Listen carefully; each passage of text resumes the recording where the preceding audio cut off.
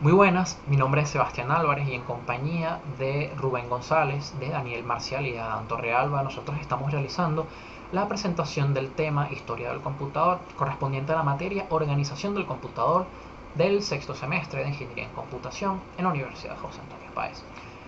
Antes de adentrarnos y de sumergirnos en las distintas generaciones de computadoras que han existido, es bastante importante hablar de la importancia que tienen las computadoras para nosotros el día de hoy y también hablar de los distintos aportes que nos han llevado hacia lo que hoy en día conocemos como la computación. Negar la importancia que tiene para la vida de la colectividad en general el desarrollo de la tecnología en líneas generales, pero en este caso específico las computadoras, más allá de ser un acto que podría ser catalogado de risible, también es una especie de ceguera a la realidad que tenemos hoy en día. Las computadoras han constituido un artículo o un artilugio o un artefacto o una pieza de tecnología que nos ha simplificado la vida en todos los aspectos, siendo probablemente el que más resalte el aspecto profesional. Sin embargo, las computadoras no, su importancia no radica únicamente en esto. Y es que las computadoras hoy en día también están convertidas, están transformadas en nuestros centros de entretenimiento. Sin embargo, para llegar a este punto en el que estamos en la actualidad, hablo del siglo XXI, hubo una serie de aportes a lo largo de la historia que debemos analizar para conocer cómo llegamos hasta aquí. Muy bien, ya teniendo esto claro, es necesario decir que las computadoras, o mejor dicho, el desarrollo de las computadoras está conformado por un vasto cúmulo de antecedentes. Si queremos buscar el primer antecedente, pues tendríamos que irnos a 4000 años antes de Cristo, y estoy hablando de la aparición del ábaco. El ábaco es un instrumento bastante primitivo que permitía facilitar los cálculos aritméticos. Bastante tiempo después, estoy hablando del año 1642, el científico Blaise Pascal inventó su máquina homónima, es decir, una máquina que lleva su mismo nombre, la máquina de Pascal, que es una evolución del ábaco. Esta máquina estaba conformada por una serie de engranajes que facilitaban el cálculo de operaciones aritméticas. Unos años después, habló de 1671, el que desde mi punto de vista es uno de los hombres más integrales que hemos tenido en nuestra historia como humanidad, hablo de Gottfried Leibniz, desarrolló, tomando parte de lo que había hecho Pascal, lo que nosotros hoy en día conocemos como las calculadoras. Esto básicamente sentó un precedente y a partir de ello empezaron a llover muchísimos aportes. Podemos empezar hablando de la máquina de las tarjetas perforadas de Joseph Marie Jacquard y luego podemos hablar de los aportes de el británico Charles Babbage, que inventó una máquina que podía realizar cálculo diferencial, las cuatro operaciones básicas de la aritmética y también podía almacenar números en memoria. Por esto mismo, muchos reconocen a Charles como el padre de la computación como conjunto de saberes. Sin embargo, se considera que el aporte máximo fue la máquina de Turing realizada por el mismísimo Alan Turing. Esta máquina que era capaz de calcular cualquier cosa. Y es que los aportes de Turing fueron sumamente significativos porque más allá de los cálculos, también sentó las bases de lo que hoy en día conocemos como la encriptación gracias a descifrar el código Enigma durante la Segunda Guerra Mundial. Así que sus aportes de verdad que han sido bastante significativos. Ya teniendo esto claro, podemos profundizar y avanzar en lo que conocemos como las diferentes generaciones de computadoras. Por ello mismo, mi compañero Rubén González va a comenzar hablando de la primera generación de computadoras.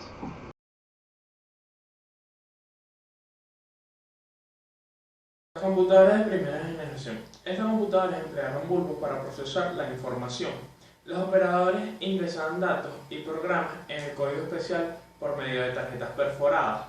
El almacenamiento interno se lograba mediante un tambor que giraba rápidamente, el cual el dispositivo de lectura y escritura colocaba marcas magnéticas. Esas computadoras de bulbos eran mucho más grandes y más caliente, o sea, generaban más calor que los modelos actuales. El componente electrónico clave de estas máquinas o de estas computadoras eran los tubos de vacío. Pero al comparar con las actuales, se aprecian que hay una gran lentitud, pues eran capaces de ejecutar rápidamente 1000 instrucciones por segundo y su capacidad de memoria era bastante limitada, la cual era de 10.000 a 20.000 posiciones. Las características de estas computadoras de la primera generación: 1. Los tubos de vacío. 2. Grandes dimensiones. 3. Consumo de energía. 4. Uso de tarjetas perforadas. 5. Almacenamiento de información en un tambor magnético. Uso de lenguaje de máquina. Inicio de fabricación industrial. Inicio de aplicación comercial. O sea, como les decía anteriormente, o sea, la clave esencial son los tubos de vacío, que es la característica principal. Los demás eran que estas computadoras eran demasiado grandes y generaban demasiada energía. Por eso, o sea, había mucho costo de la energía, y también que fueron las principales en comercializarse. Modelos empleados de las computadoras de la primera generación, o bueno, el único modelo empleado en esta generación fue la UNIVAC 1. El primer UNIVAC 1 se entregó el 14 de junio de 1951. Desde 1951 hasta 1958 se entregaron un total de 46 computadoras UNIVAC 1, y las cuales se han ido eliminando gradualmente este año. En 1947, John Mauchlich eligió el nombre de UNIVAC, que es la sinónima de computadora automática universal, para el producto de su empresa. La UNIVAC o UNIVAC 1 fue diseñada por Perskel Eckhart y John Mauchlich, diseñadores de ETNIA. Su empresa, la Eckhart y Mauchlich Computer Company, fue comprada por Sperry Rand. La UNIVAC manejó los números y características del alfabeto igualmente bien. El UNIVAC 1 fue el único que separó los complejos de entrada y salida de la instalación de un computador real. Se utilizaron las líneas de retardo de mercurio para almacenar programas en la computadora. El programa circulaba dentro de las líneas en la forma que los pulsos acústicos se podían leerse desde la línea y escribirlas en ella. El UNIVAC 1 entró en la línea de la oficina del Centro de Gobierno de los Estados Unidos y fue el primer cliente en comercializar esta compra de UNIVAC 1, la cual fue Prudential Insurance Company. Fue la primera empresa en comprar esta computadora. En 1952, la UNIVAC 1 predijo con éxito los resultados de la elección presidencial del 52 durante una transmisión de noticias televisivas. La división de electrodomésticos de General Electric, creó la primera aplicación de la nómina industrial exitosa para el UNIVAC 1. Esto fue en el 54. En 1956, Westinghouse Electric Company instaló una computadora de UNIVAC 1 en su planta de East Pittsburgh. El UNIVAC se utilizó para calcular las nóminas de la empresa, de los registros, de las ventas, de análisis de rendimiento de las ventas y del negocio de la empresa. La UNIVAC 1 podría realizar hasta 90.000 transacciones por mes.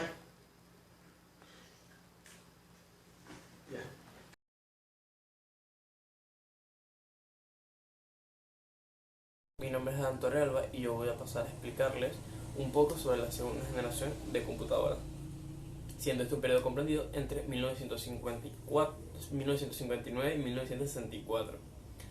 Si yo podría resumirle así esbozamente en qué consistió o qué marcó este periodo de computadoras, fue el reemplazo de válvulas de vacío por transistores, lo que implicó una creación de computadoras mejores, más potentes, con menor necesidad de ventilación, con menor tamaño y con una mejora tremenda en su capacidad de procesamiento.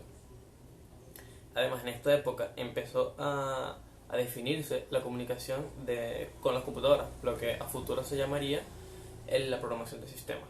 Con el uso de lenguajes de alto nivel se pudo mejorar la implementación de programas de manera que fueran usados en sistemas de reservación de aerolíneas, control de tráfico aéreo y en simulaciones de propósito general, que eran los primeros lugares en donde los programas fueron utilizados a gran escala. En ese entonces las computadoras no eran accesibles para todo el mundo, o sea, no como individuos, pero sí las grandes empresas sí podrían utilizarlas y lo empezaron haciendo con cosas de almacenamiento, cosas de registro, manejo de inventarios, nómina y contabilidad, que era lo que más se frecuentaba en ese entonces el uso de computadoras. El usuario promedio de las computadoras iba cambiando y evolucionando con el tiempo. Pasó a estar completamente desconectado a las computadoras cuando eran unas máquinas muy enormes a ser una pieza clave en su desarrollo de la PC. Aparece también el concepto de Human Interface, que es la relación que tiene el usuario con su computadora. Entonces, a ese punto ya se empieza a hablar sobre el hardware ergonómico, sobre diseños de pantallas antirreflejos, sobre teclados que puedan descansar la muñeca y otros cambios que mejoraban esa relación. Con respecto al software, iniciaba una verdadera carrera para encontrar la manera en que el usuario pasase menos tiempo capacitándose y entrenando para poder pasar más tiempo produciendo, que al final es lo que se buscaba. Si yo me pusiera a hacer, más o menos, para hacer una línea de tiempo sobre todo este periodo, quedaría más o menos así. En 1959, Maurice Wilk inventa la microprogramación, que simplifica mucho el desarrollo de CPU. También, en este mismo año, IBM envió su mainframe IBM 1401, basado en transistores, que utilizaba tarjetas perforadas y que demostró ser una computadora de propósito general. Muy buena. Entonces, 12.000 unidades fueron vendidas en ese entonces, siendo la computadora más exitosa de la época. Pues tenía un núcleo magnético de 4.000 caracteres que luego fue expandida a 16.000 caracteres. En 1960, IBM lanzó su mainframe IBM 1620, también basada en transistores. Originalmente solo con una cinta de papel perforado, pero luego pasó a ser de tarjetas perforadas. Probó ser una computadora científica muy popular y se vendieron aproximadamente unas 2.000 unidades. Esto utilizaba una memoria magnética de más de 60.000 caracteres. En 1962 se desarrolla el primer videojuego de consolas para ordenador llamado Space War. En 1964 IBM lanza su serie 360, que fue la primera familia de computadoras que podía correr el mismo software, pero en diferentes dispositivos, en diferente capacidad y en diferente precio. También abrió el uso comercial de microprogramas y un juego que poseía un juego de instrucciones variados sobre varias tareas que podía realizar, y no solo de aritmética como se estaba acostumbrado. Además unificó las dos líneas de IBM que ya había mencionado antes, que era una dirigida hacia el comercio y otra dirigida hacia la zona científica, pues las unificó en una sola. También agregó mucho más avance como nuevos lenguajes de programación independientes de programas de dispositivos de entrada y de salida. De este último, más de 14.000 unidades fueron entregadas para 1968.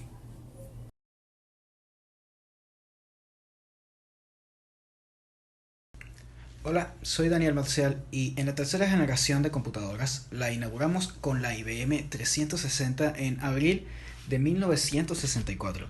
Y esta fue la primera familia de ordenadores que fue diseñada para cubrir las aplicaciones tanto científicas como comerciales, y su objetivo general era ser más económica.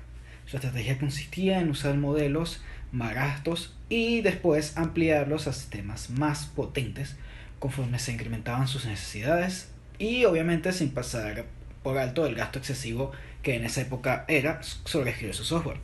Ahora, esta computadora fue también la primera en infectarse con un virus, y todos los modelos de IBM 360 fueron retirados del mercado en 1977, mucho después de que cerrara esta generación.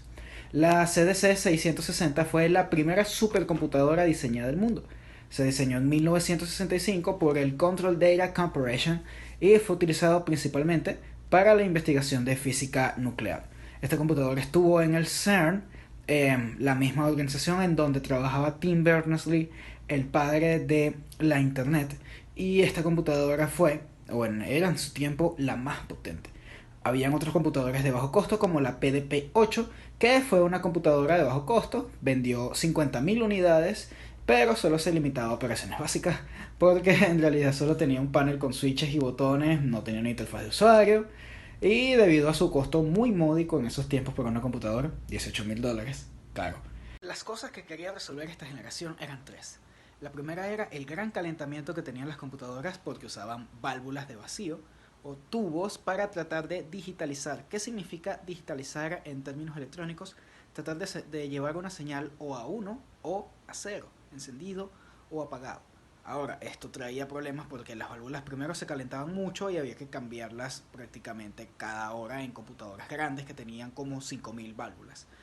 Las válvulas también daban un problema de espacio, las computadoras eran muy grandes, se calentaban y obviamente era muy difícil escalarlas. Ahora, ¿cómo se resolvieron estos problemas? Pues en la década de los 50 hubo un muy buen invento que fue el transistor, el cual hacía que pudiéramos emular una válvula, o no, emular no, realmente podíamos construir una válvula muy, pero muy, muy pequeña, de este tamaño, como una lenteja, pero con silicio, lo cual trajo una solución increíble porque los transistores no se calentaban tanto, eran mucho más eficientes que las válvulas, más baratos y más pequeños. Y se usaron en la misión del Apolo 11 junto con otro gran descubrimiento que fueron los circuitos integrados, que era simplemente imprimir en una sola pastilla de silicio un montón de circuitos o operaciones lógicas con puertas lógicas, flip-flops, etc., en un solo microcircuito de este tamaño, lo cual hizo posible que el hombre llegara a la luna, ya que el Apolo 11 tenía unos 5.000 circuitos integrados y un montón de transistores. Estas computadoras tenían a la vez la capacidad de hacer procesamiento multithreading. ¿Qué significa esto? Que podían procesar múltiples datos a la vez. Por ejemplo, tenemos una tarea ABC y tenemos otra tarea D que no depende de las primeras tres tareas.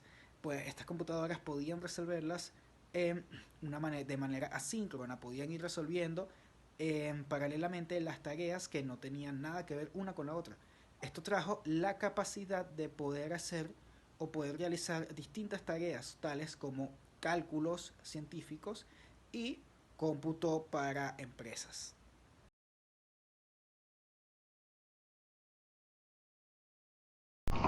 La cuarta generación de las computadoras está conformada desde el año 1971 hasta la actualidad. Y es que la característica clave que tiene esta generación es la presencia masiva de los microprocesadores. Los microprocesadores de circuitos integrados permitieron la creación de lo que conocemos como las computadoras personales o las computadoras domésticas. Y es posible resumir las características de esta generación con las siguientes palabras: microprocesadores, chips de memoria y microminiaturización. La microminiaturización de los circuitos eléctricos se dio gracias a dos importantes hechos. El primero es el reemplazo de las memorias con núcleos magnéticos por las que poseen chips de silicio y la colocación de muchos más componentes en un chip.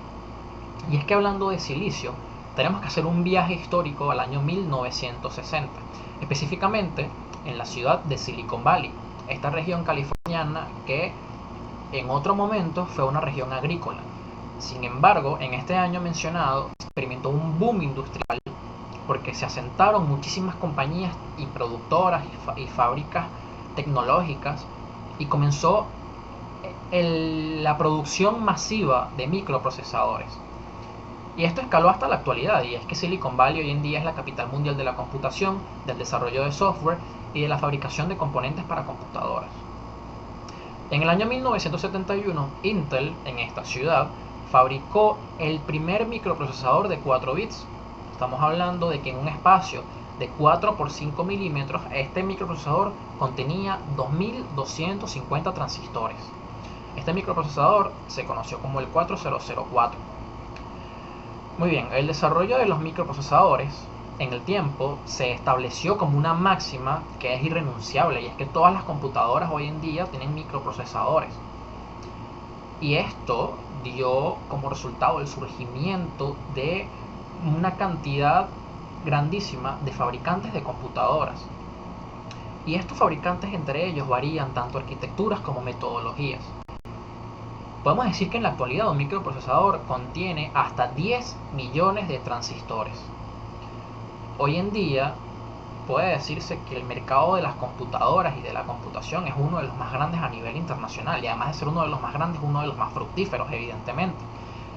En el año 1990, la adquisición de computadores personales se disparó y se masificó gracias a los avances del Internet. Recordemos que cerca de estos años, Tim Berners-Lee realizó su gran aporte para construir la web, la red de redes. Los microprocesadores más emblemáticos, o mejor dicho, las computadoras con microprocesadores más emblemáticas fueron ensambladas por Apple Computer, por IBM, por Commodore y por Radio Shack. Y es que si queremos hablar de modelos de computadoras emblemáticas para aquel momento, podemos empezar hablando del IBM Personal Computer. El IBM Personal Computer fue una computadora desarrollada, evidentemente, por IBM. Y una característica que tenía esta computadora muy importante para su momento era la inclusión de un sistema operativo optimizado y estandarizado, que es el Microsoft Diskette Operating System. Otra computadora que fue una revolución completa para el mundo de las computadoras en su momento fue la Commodore 64. Esta computadora fue sacada al mercado por Commodore International en el año 1982. Esta computadora pues sentó las bases de lo que podemos decir que es el consumo de contenido multimedia en los ordenadores. Cuando esta computadora fue presentada en Las Vegas, las personas que trabajaban en Atari se tomaron la cabeza porque decían que cómo era posible que un ordenador fuera tan potente y al mismo tiempo tuviese un precio tan accesible. Y es que la Commodore costaba $595 americanos. Además, esta computadora tenía 64 kilobytes de RAM y tenían sonidos y gráficas que para el momento fueron revolucionarios, eran sumamente avanzados. Esta computadora consistía básicamente de un teclado robusto profesional.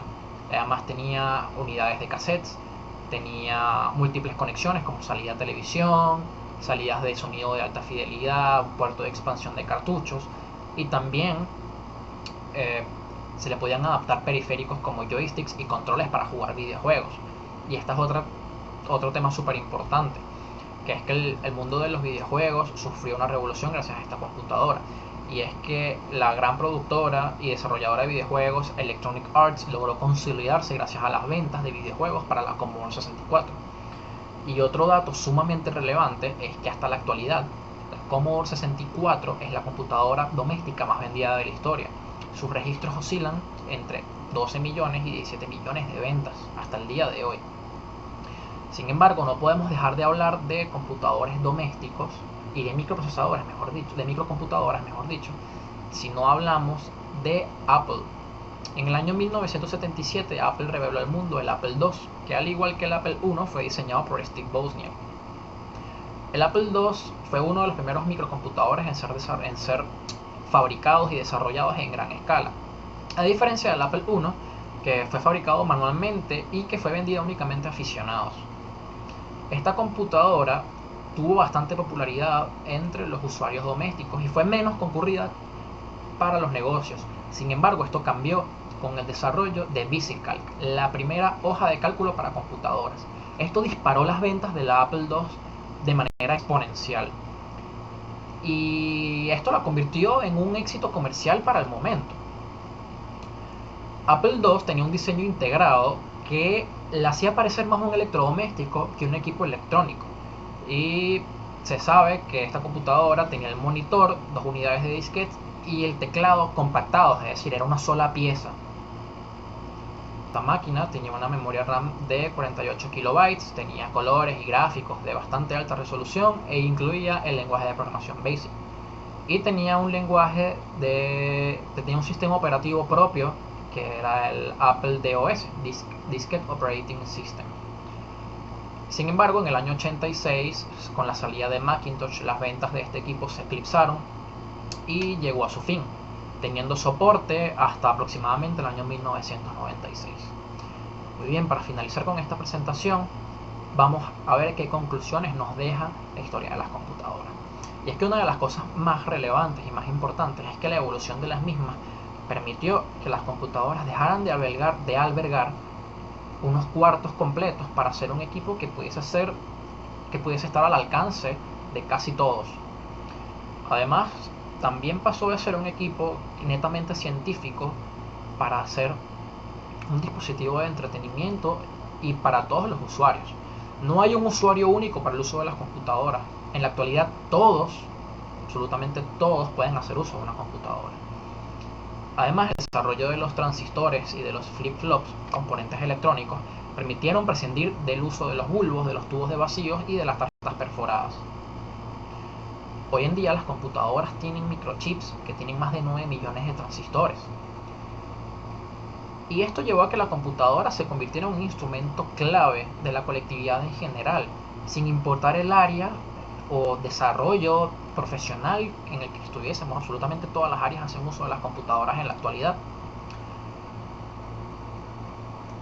Y otra cosa a destacar es que a pesar de la construcción masiva de computadoras y que está en manos de fabricantes en todas partes del mundo, hay tres sistemas operativos que son los que mandan en el mercado. Estamos hablando de Windows, estamos hablando de macOS y estamos hablando de Linux en sus diferentes distribuciones.